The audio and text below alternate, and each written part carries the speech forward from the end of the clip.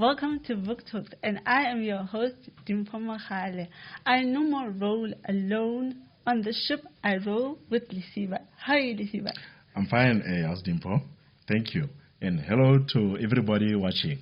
My name is Lesiba, and I am excited to join you on this podcast. Yeah, for sure. Yes. So, introducing our guest. Today's guest is from the Presidency, Lerato Shai. Let's welcome her to the show. Hi, how are you, Hi, Lerato? Dimpho. Hi, Lesiba. It's really nice to be here with you. Thanks for having me on the show. Thank you. Thank you very much for honoring the invitation. Of course. Thank you. Anything for young people, all day, every day. Thank you very much. So, who is Lerato Shai? We're getting to know her. Who is she outside of the Presidency? Outside of the Presidency. Yes. Maybe let's start with who I am inside the Presidency. Yes. The Presidency is quite big. Yeah. So I sit in the President's office, and I'm responsible for the Presidential Youth Employment Intervention. Yeah. It sits within a project management office where there are other programs that are being coordinated out of there. I think many of your viewers will know that the Presidency doesn't implement programs directly. Yeah. We are what you call a center of government department. So we really are there to provide leadership, strategic direction, and to provide support to the departments who do implement. So I sit within that context. And then outside the Presidency, I'm a home girl from Limpopo. I come from a little small township there called Presidency. I did my schooling there and then left to go do my degree at the University of Cape Town. So I studied economics, and my master's is in applied economics specifically. So within that, my main sort of interest has been labor economics. So it's really a good fit to now be heading up the Presidential Youth Employment Intervention, because it really aligns with some of the areas of interest that I studied actually. Yeah. And how has your degree in economics informed your role as the director within the Presidency? Yeah, so I think, these are already issues that I was concerned with as a labor economist. So that the labor economics is all about issues of the labor market, so from education all the way to employment issues, but specifically within that looking at unemployment, and that interfaces with poverty, with inequality in the context of South Africa. So it's been really good to move out of sort of textbook understanding of like these are the effects of the wage rate on how much labor supply there is, to actually playing a critical role in terms of supporting the transitions of young people into the labor market, which is really what the Presidential Youth Employment Intervention seeks to do. We're trying to accelerate transitions from learning to earning for young people. And the President really wanted to locate this in his office because it is one of the foremost crises. You know, it's a pandemic that's been around even before COVID, and it requires quite focused, bold, urgent action. And so he really took this up as one of the legacies he wants to leave behind from his term of office. So there's a big interface in that I moved from theory to being very much in the research space. I used to then consult for the public sector to being right in the heart of the, in the deep end, swimming with the sharks, as my boss likes to say. Yeah, definitely. Okay. Speaking about this Presidential Youth Employment Intervention. So, and it was launched back in 2020, right? Yes, correct. Yeah. So, what is it all about? So, it's we call it a multi-stakeholder partnership that has been designed to accelerate efforts to transition young people from learning to earning. So within that, what we're really trying to drive home is that government cannot solve this problem on its own. On its own, definitely. There's no way. We have tried, we have had some successes, but we haven't seen the scale of achievement that can actually start to shift the needle on unemployment. So the approach we've taken is a very strong partnership one. We're bringing in private sector, we're bringing in civil society, we're partnering with development partners to deliver this intervention. And what it is, because I think there's quite a bit of confusion, it's not a traditional public employment program. So we're not going and we have whatever billion and we're creating jobs directly. It's about accelerating programs that already exist joining the dots between the different efforts so that we can unlock opportunities for young people. So there are 4 key components to it. The first one is what we call a National Pathway Management Network. And what that is what we call a network of networks. We know there are already various networks that already exist in the country. Some of them within government that are run by the Department of Employment and Labor.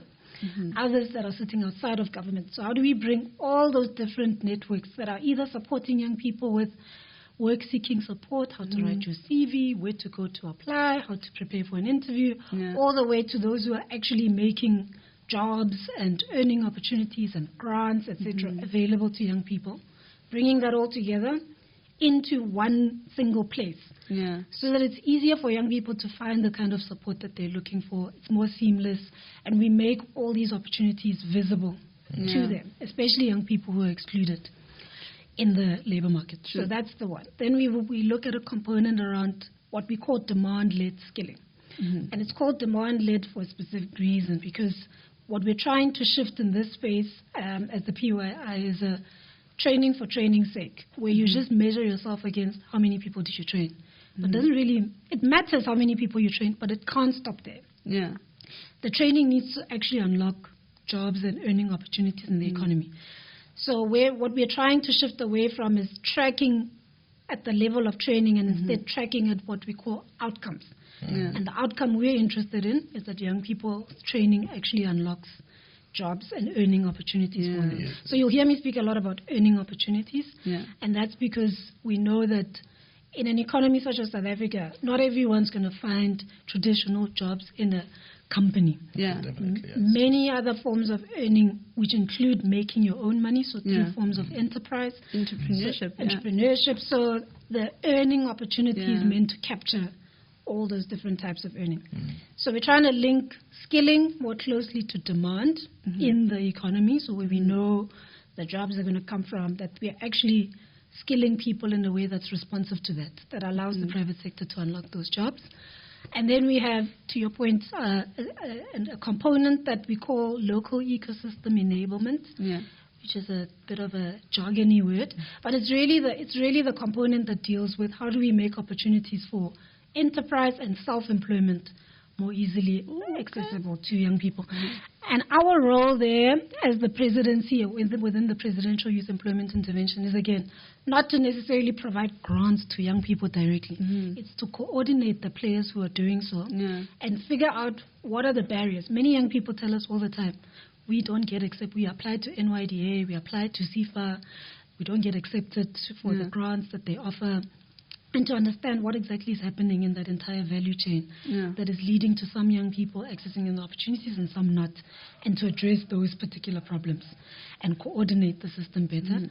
But where we want to actually intervene is in this level where we call it the ecosystem level. So what about the way a community is structured and how the players interface is making it difficult for more funding to be available to young people, for more enterprise support to be available to them, and dealing with those ecosystem challenges. And then supporting tech-enabled platforms like your Sweep Styles and your Kandua is one, and even Uber is an example of that. How do we support more of those kinds, those that are still up and coming? How do we support them to scale so that there are more opportunities for young people to work for themselves through those tech-enabled platforms?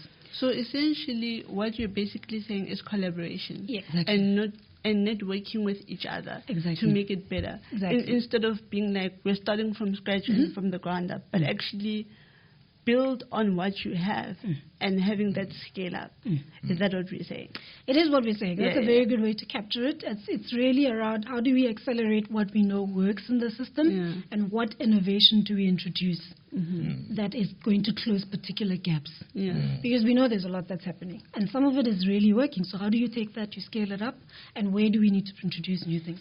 The last component, is a National Youth Service, which is, again, it's not new. South Africa's done youth service for years, but there we are experimenting with a part-time model, and we've just had our first cohort of youth service participants finishing the program, and they work only 16 days a week. It was about just over 47,000 young people were in the first group. So it's It's a part-time model, and the reason it's part-time is because we know we need to solve for young people's earning while they're in service. Many countries have service programs that are voluntary and compulsory. So you have to do service before you can even go to university. In many other countries, that's how the service model actually works. But that's not suitable for a South African context with our levels of poverty, with our levels of unemployment. So you do need to make sure young people are still earning. So for that part-time, they earn at the national minimum wage. And then the rest of the time, we can provide them with targeted support that we build in to how the implementers are rolling out the service that helps them to transition to the next thing. Whether that next thing is a learning opportunity, so they're going to study something that gets them start to build their profile towards a pathway to earning, or we help them to start their own business or grow a business that they're already working on, or we help them to get into a traditional private sector job. So that's been the model. And we've been able to transition about just over 10,000 of the 47 into other within that model, do you work with the NYDA? Of course, the NYDA. Sorry, this is one thing I didn't mention. Like I said, we are not an implementing department. So the Department of Employment and Labour implements the National Pathway Management Network. Of course, the Department of Higher Education and Training implements demand-led skilling. DTIC implements the local ecosystem enablement. And the Department of Women, Youth and Persons with Disability, specifically the National Youth Development Agency, they are the ones who implement the National Youth Service. So that was spot on your end. Okay. You have indicated that one of your, I think, main objectives is that you want to transition the youth from learning to earning. Yes. So what are other main objectives that you focus on, and are they sustainable in a sense, given the social and economic state of our country? Yeah, that's a really good question. And I think that's the main objective. Everything we do somehow will land in how is it, the question we ask ourselves basically is, how is this going to support the transition of young people from learning to earning? And what we know from the data and from the experience of young people in South Africa is that many of them come into the labor market, if they come into the labor market at all, and they find themselves zigzagging. They do an EPWP, then they do a learnership, then they do... And all of these things don't necessarily add up in a way that allow them to actually start making shifts towards sustainable forms of earning. So part of the intervention, and I guess you can almost take transition very broadly in that the first is we know a lot of young people have lost hope. They are sitting at home discouraged. They do not search for work anymore because they think, what's the point? The unemployment rate has been through the roof, over 60% for young people. What's the point? This economy is not working for me. So our first priority within the big priority of transitions is how do we get young people feeling like they know where to go to get the support that will help them, so they get out of a state of discouragement and they're actively engaged. Because that's what we realize, is that one of the first indicators is that the young person is in the labor market and they're either volunteering, they're searching, they are on the platforms, and it's you want to bring them in so you can wrap the support around them in ways that starts to help them build a pathway. So that's sort of the first sort of transition. Then once you get them in the labor market, it's what support do you then? You have to get a clear sense of what is their state. What did they study? What skills do they already have? And taking into account even things that young people think might not matter, like the fact that you are a leader in your church. You might not think that matters, but actually that is a key source of, it's an indicator of taking initiative, problem solving, communication. You probably have to speak in front of you. All these things we take into account to get a sense of what is the current status of this young person as they enter the labor market. Because then it helps you get a sense of what skills do they already have that they don't realize they have, and how do we help them signal those skills. So a big part of the work we do in the National Pathway Management Network is what we call inclusive hiring. Is getting employers to stop applying these very rigid exclusionary measures where they just say, they know that what they actually want is a problem solver, someone who can think on their feet, is analytical, but then they put on the job advert, you need to have 5 years of experience in math. But actually when you go and unpack it, when you get to what kind of person they're looking for, they could have actually hired many of the over 4 million young people who are in the network already, if we help them get clearer around that and help and give them an incentive to actually drop some of those unnecessary rigid requirements that they have.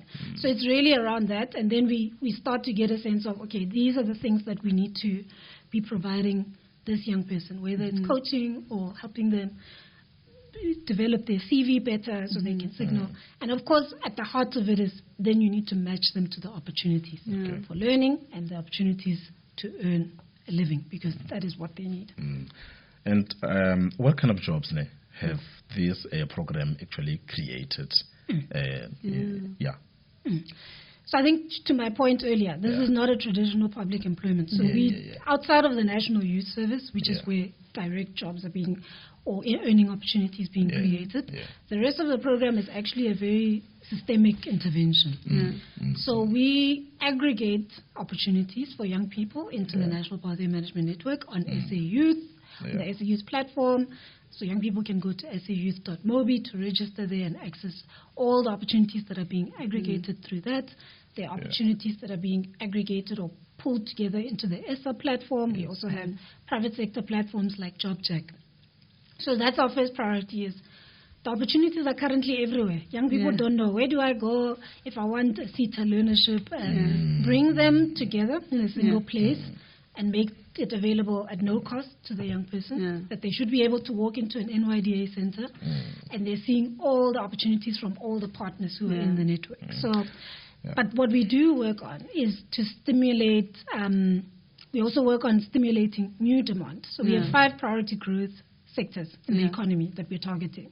Digital, because that's one sector of the economy we know that the problem isn't actually jobs. The problem is that we don't have the skilling available or the skill set in the economy to match those jobs. So if we skill properly, we can actually unlock jobs for young people in that sector. Global business services, agriculture. In the social services, we're particularly targeting ECD, so early childhood development, as well as health. And there we're looking at nursing, because we know South Africa is facing a very severe nursing gap. That we need to be skilling for, to be in order to still have nurses when we go to the clinics, etc. And then we have installation, repairs, and maintenance, which has a lot of opportunities. This is where you have your plumbers, your artisans, like all kinds of artisans.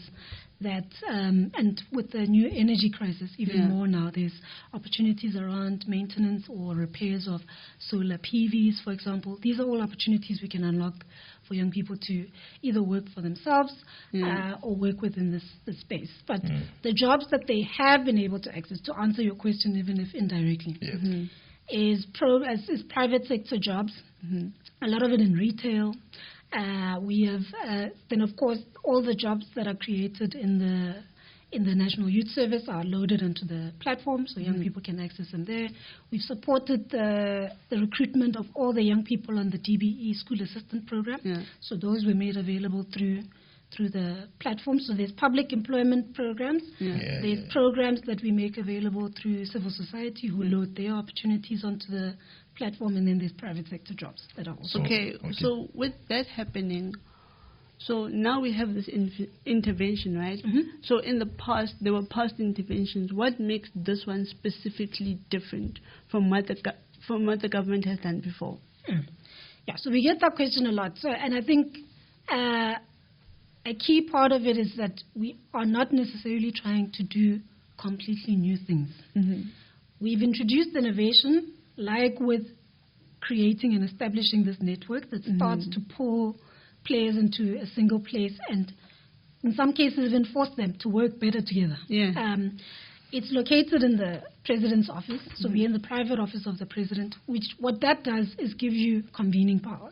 Because of where we sit, there's political backing, and it allows, for the broader society to recognize that that's the level at which this problem of youth unemployment is being prioritized, and that it's receiving the attention that it deserves. And we are able to then also lobby with National Treasury to get the funding that is required and provide them with consolidated input on what we see working from the partners we're working with and how they should be prioritizing funding to address youth employment specifically. Then I think the key part of it that's different is that it's at this national level we are then driving a collaborative partnership approach. So we coordinate a forum of over 30 development partners. So this is your international development partners such as the EU, the World Bank, including also local foundations, DGMT, the Alan Gray Orbis Foundation participates as examples. So we're able to pull all of those people together because of where we sit and start to really close a big coordination gap that exists in this space. So that's part of what makes this unique in its approach.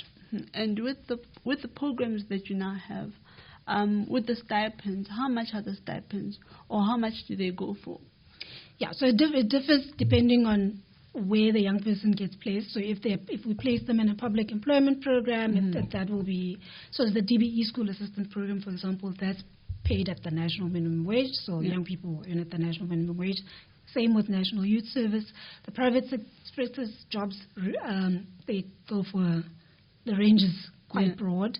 But on average, young people are making anywhere between 3,500 to 8,000 rand, depending on the kind of job and where they're exactly placed, etc. If you're on an EPWP program, you're going to earn at the EPWP minimum wage rate. So that's the difference. There's a quite a diverse range because there's different kinds of opportunities young people can access. I know securing funding is one of the main challenges in certain programs like this. Exactly. But what other challenges have you faced in implementing this initiative? Sure, how long do we have? I'm just playing. Yeah, but it was, you know what happened was the president announced the PYI in a State of Nation address in 2020. Yes. That was February. Yes. Then COVID hit. Yeah, definitely. In March. I think that's when our lockdown happened, in March. By then, the Treasury had also announced that there would be a 1% top slice in the budget for the PYI, but everything changed when COVID hit because the whole country had to pivot to dealing with this problem and to dealing with the fact that people were now dying and our health system needed to get a big push in funding to be able to respond effectively. We were losing jobs. We were at risk of a social crisis. So there was a lot of pivoting around that. So then what ended up happening is that we didn't get funding till September of 2021 because of all this adapting that we all needed to do in response to COVID. So that was actually the first challenge, was securing funding for the first time. But what it did allow was give us space to build the institutional mechanisms, to delegate to the departments, to put the agreements in place that would enable the work to start happening. But I think a big part of this that's been challenging is that change is hard. And we've asked many departments to do new things that they don't work, or work in new ways that they haven't worked before. And that has not been easy. We've been accused of pushing departments too hard because of how quickly we want to move, because of the urgency of the crisis. But there's also been a lot of challenges that when you work with public money, with taxpayer money, you have to have controls in place that actually sometimes make it very difficult to move at speed. Because there's a lot of hoops that you have to jump. So there's been a lot of challenges that I feel have come from that there's a big rigidity in the system. And an example is in the skilling work. We are trying to create a more agile, responsive skilling system where when we know there are jobs coming in this sector, we can quickly provide the programs and we can quickly provide the funding, skill the young people, get them into jobs. It's very difficult at the moment. So that's something we're trying to shift. At the moment, if you go to a CETA, they'll tell you, I can only unlock that kind of money in 6 months or 8 months.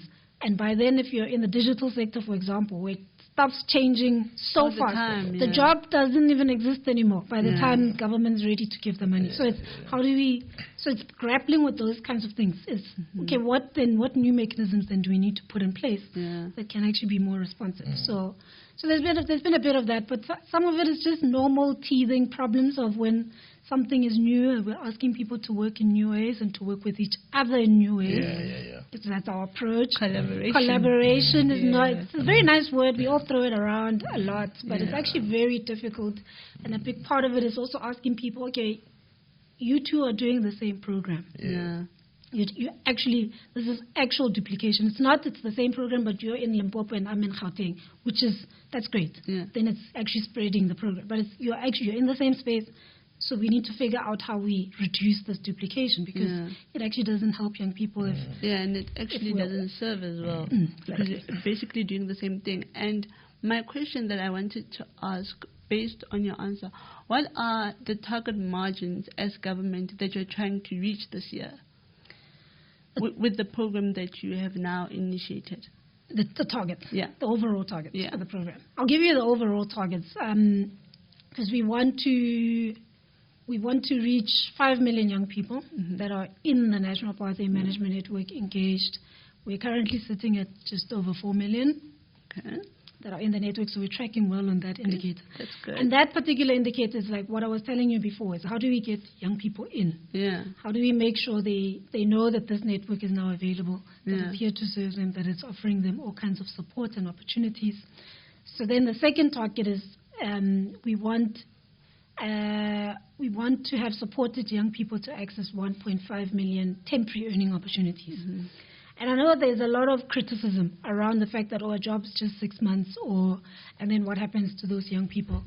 But I do think a big part of understanding the state of our crisis is understanding that first job and any kind of experience in a context where young people are even outside the labor market completely is so crucial to building. So you do need to look at it as a pathway.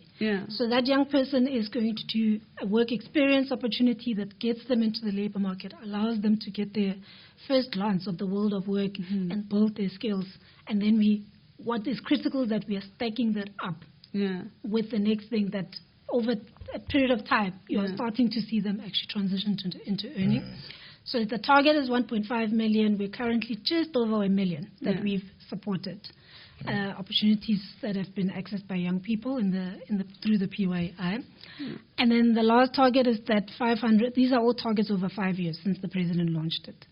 The last target is then that 500,000 have transitioned to sustainable earning, which is where all of us are wanting to go. I think that's the final sort of outcome of interest for the country as a whole, is that how many young people are sustainably able to start, becoming full adults and are able to contribute to the society in meaningful ways and in ways that they really want to.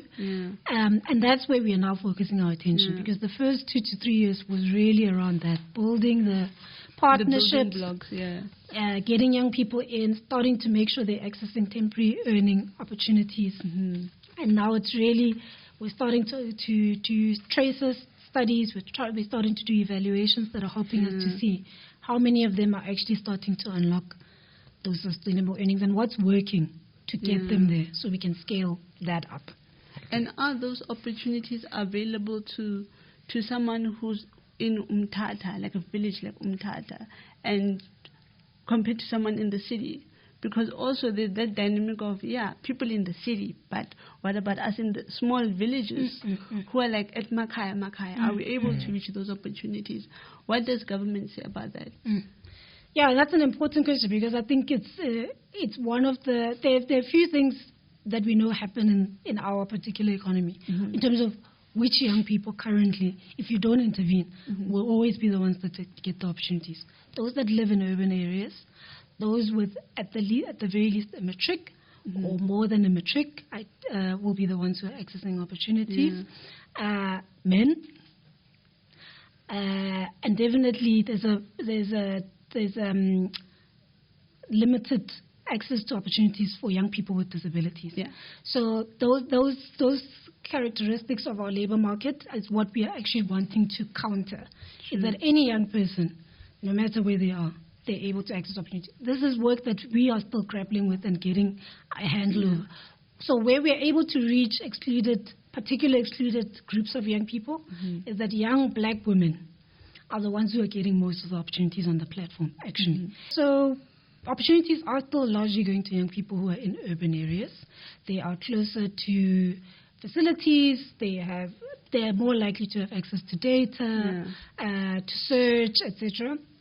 Although in the network itself, the SAU's platform is completely zero rated. So young people don't need data access it. But nonetheless, we're still seeing that many of the opportunities do go to young people in urban areas. And hence the need to make sure that you have a network that is large enough that you're going to have the kind of coverage that allows you to reach young people in rural areas, and that you're addressing the fact that many of them live far, or even if there are centers or facilities or support that they can access, it's very far. So how do we reach them? How do we get closer to them? Whether through that mobile services, or again, making sure that even if they do have phones, that the support is not at any cost to them. And then where we also are not doing as great is reaching young people with disabilities. So we've now partnered, we're working very closely with South Africa Disability Association. We get cracked on this every time we report at NETLAC. They ask me every single time I go to NETLAC. The community constituency will ask about how are we doing now with reaching young people with disability. So we've actively then started working with Disability South Africa, etc., to get a handle on what are we not doing right in our reach there. So, Lerato. Yes. To a layman, this seems like a clear-cut solution to the problems that we have in South Africa in terms of unemployment, right? So, however, I would like to ask, what impact does this initiative have for young people in the labor market? Have we seen a reduction in youth unemployment as of like this year? Yeah, so actually the latest quarterly labor force survey and the last few quarters actually have been showing a reduction in the unemployment rate in the country overall. I think it's still too early for this particular intervention to start making any kinds of claims on the overall statistics, because it is only 3 years old. And even though we are seeing an accelerated effort and the results are starting to speak for themselves, I would say it's still too early to make any claims around the contribution to those reductions. Even though I do think the Presidential Employment Stimulus, which is another program in the Project Management Office that's created, so that's direct public employment. Young people are being employed into government, then we support that with the placements and the recruiting. That is starting to make real dents. And you're seeing, if you go and investigate the quarterly labor force survey, you'll see that one of the areas where we're seeing growth in employment is the community and social services sector, which is where most of those jobs will sit. So there's definitely been impact in that regard. But I think in terms of, because what we are trying to shift is a system that is designed to work for young people's entire experience in the labor market, that we're able to get them in, that they're able to easily navigate, find their way, because it's difficult to find your way at the moment. If you don't have social networks, if you didn't grow up in a family where people around you also went to university or worked or accessed opportunities, it's very difficult. It's like, where do you go? Like, what do you do? I mean, we will really want to put a stop to that. And we want to put a stop to the current situation where so many young people have never even had a first job. And there's just no way you make your way into the labor market if that is the context. In terms of the success stories, have you had success stories with this program? Many, over a million. Over a million young people have been able to access earning opportunities through the Presidential Youth Employment Intervention. And we're starting to see how young people are building these pathways, where they go on to SA Youth, they get an opportunity, then they go to the Youth Employment Service, which is one of our partners, and they do a year-long work experience in the private sector, and that unlocks a job for that young person. Or maybe another example is a story we just put in our quarterly report, recently, is a story from Michaela. She's 21 years old. She's in Atlantis in the Western Cape, and she's part of the basic package of support, which is one of the programs in the National Pathway Management Network. And that program offers face-to-face coaching for young people, and we were spotlighting young women because it was Women's Month recently. And she was able to get through the coaching, and she's supporting her grandmother, which is the case for a lot of young women, is that they're still responsible for a lot of the care work in their households. So she was able to get through the coaching, be able to get a job, as well as then get on a pathway towards getting a degree. And she's now studying towards human resource management, if I'm not mistaken. Okay. So there's quite a lot. And those are really, it's part of what keeps us going, is when you see that it is actually starting to unlock what we are wanting to unlock through it. Right. I would like to know how did you manage to address the criticisms and the skepticism of young people, because of course where there's success there'll always be criticism about how these programs are being implemented, how do they benefit the youth and all that. For instance, there's been a trend, I think, over a year or so about people being employed as general assistants in schools, assistant teachers. Those people just wake up in the morning and then they go to schools just to eat, kids' scarptins. Oh, really? Those kind of things. So how are you able? I mean, it's something that people talk about in social media. It's the same as what the very negative sentiment around the EPW. I mean, I think it's a negative sentiment, not just for our program, but government as a whole. Exactly. So in essence, I would like to understand or know how does then you guys, as the stakeholders in these programs, how do you then address this kind of skepticism about these programs, in general, because we want to know that these programs that we are implementing, there is more success than criticism about it. I think our approach in the presidency, and this is not necessarily I'm not going to speak to everyone. I'm going to speak to how we've intentionally approached it. Is that you shouldn't gaslight young people. Because those sentiments don't come from nowhere. We've had, and the statistics justify the criticism. Yes. So what we are very cognizant of is that you need to hold two positions. You need to allow for two things to be true. The one thing that you need to allow to be true is the fact that government is doing something.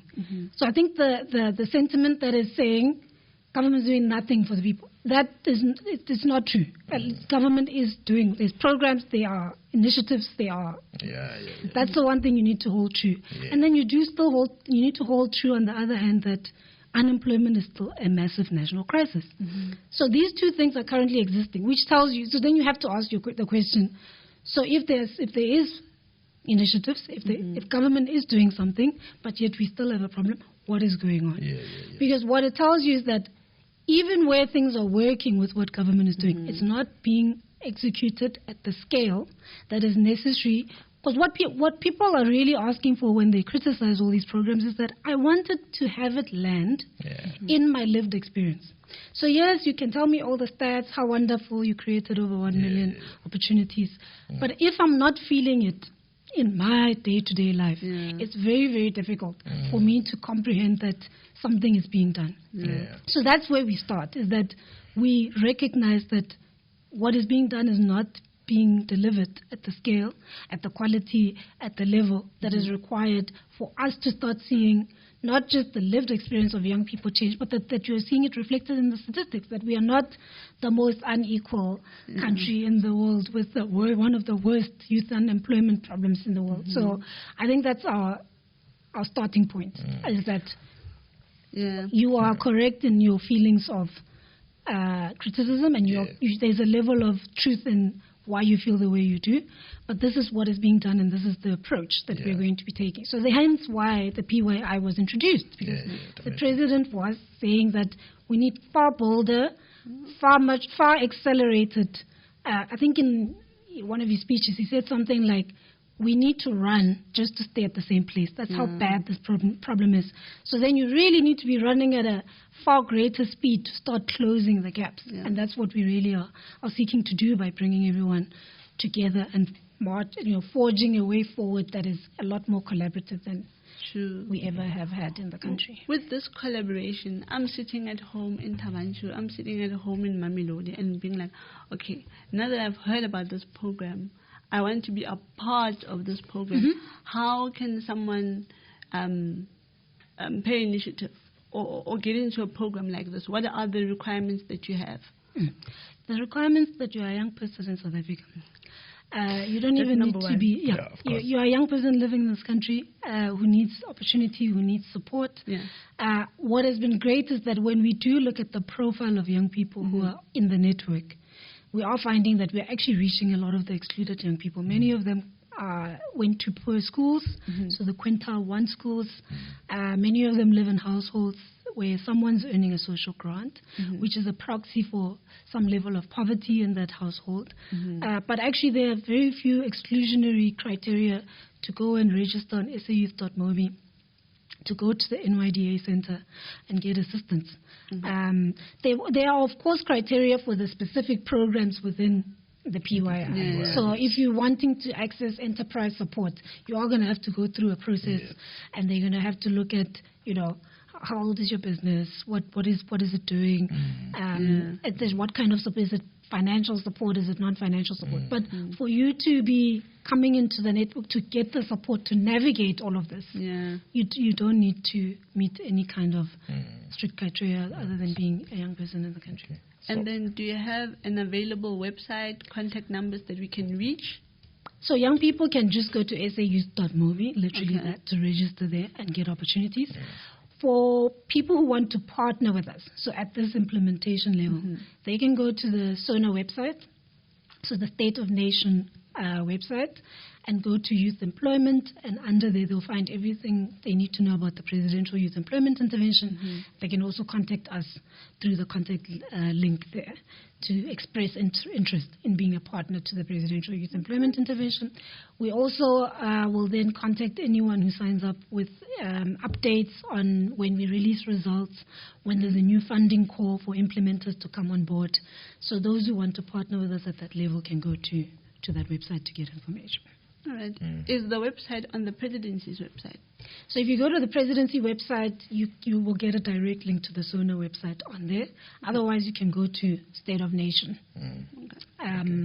And then you'll be able. So it's both youth employment, but it's also updates on how we're tracking on the SONA commitments. The Operation Vulindlela work on the economic reforms is also on the progress on how we're doing around state capture, and of course the Presidential Employment Stimulus is also on there. Okay. So, in closing, what message of encouragement do you have for the youth of South Africa? I think my message will be that I really do understand that it feels like this country is failing you in many ways, and you are well within your rights to feel that way, but we are really working to shift that, and we want young people to give us a chance to demonstrate that we are able to build the kind of systems that can support them and to hang in there. And we know that this country asks too many of us to be resilient. We're being resilient through load shedding. We're being resilient through COVID. And I think we really are wanting to shift that for young people. And we encourage them to go onto sayouth.mobi, to register there, to get in touch with us so we can start to effectively link them to the kind of support that meets them where they are. So I think, carry on. I think many young people are hustling in this country. They are finding a way where there is no way, and I think to carry on with that, and we really want to meet that energy with the kind of right support that can unlock some sustainable earning for them in this lifetime. I want to largely say before we close, I just want to thank you for your time and for your efforts and just explaining the whole process. Somebody go high right now watching, they can actually be like, okay, so now I've got the proceeds to actually go on to their website, you know what I mean, and actually be a part of the youth and engage and get through my way to getting to that idealistic employment that I'm searching for. I don't know how about you, Lisi, but how do you feel? You know what? I feel quite knowledgeable after this episode. I'm glad. It's a food for thought. You know, and I would like to say, to viewers at home, to say, so therefore, we know what knowledge is power, and everything that you need is that in the palm of your hand. We are all on mobile. What you need to do is just to go onto this website and get information that suits you. That's for sure. Thank you. Thank you both for having me. It was really lovely. Thank you for coming. Thank you very much. Actually, very good episode today. Until next time, guys, from me and Lisiba, we say peace.